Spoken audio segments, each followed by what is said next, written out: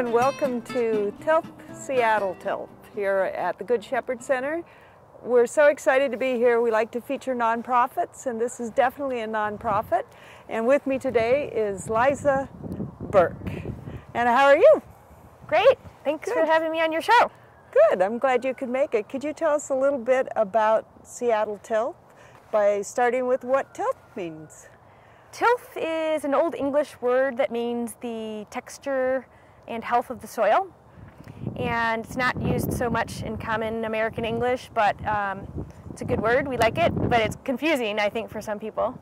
So how long has Seattle Tilth been in business? We have been at this site for over 32 years. So that was 1978? I think that's right. We began when a group of neighbors came together to build a urban agricultural site where they could come and dig in the soil, learn how to make compost, grow food, and have a learning place where they could learn and then also teach others. So I understand you have a whole bunch of classes. What kind of classes do you offer here? Yeah, we have classes that we teach on organic gardening all over the city, and we hold those classes at our teaching gardens, our learning gardens that we have here, as well as we have a learning garden in Bradner Gardens Park in central Seattle, and a new garden at Rainier Beach Community Center. Actually, it's the Rainier Community Center. We call it the Rainier Beach Learning Garden in the Rainier Beach neighborhood. That's a new garden we put in August. We offer classes there, as well as in Issaquah, where we have a learning garden at the Pickering Barn. And our classes are on organic veggie gardening, resource conservation like harvesting rainwater. We have an urban livestock program where we teach classes on raising chickens, as well as goats and beekeeping. We also have a great children's garden program, so you can send your kids here to our children's garden, and it's a great opportunity to reach them while they're young, when they're open to learning and have a real neat exploration, hands-on experience, learning about natural systems, how they can play a role in caring for the environment around them, as well as how they might live healthier by having exercise, being outdoors, treat each other well, and grow their own food.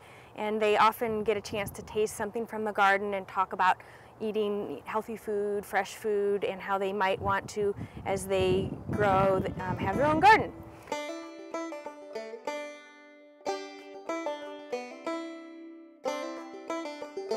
This is a main part of our garden where we show different techniques about what you can do in the garden during various seasons of the year. We use these signs to show people what we're doing and then give information about how you could do it yourself. So here is a worm bin. We can use this to compost food scraps, and the worms live in the bedding, which can be leaves or newspaper, cardboard, any high nitrogen material. And the worms do a great job of digesting this food and making a really rich, fantastic soil amendment. Yeah, there's a little guy now. Yeah, it's a healthy worm bin.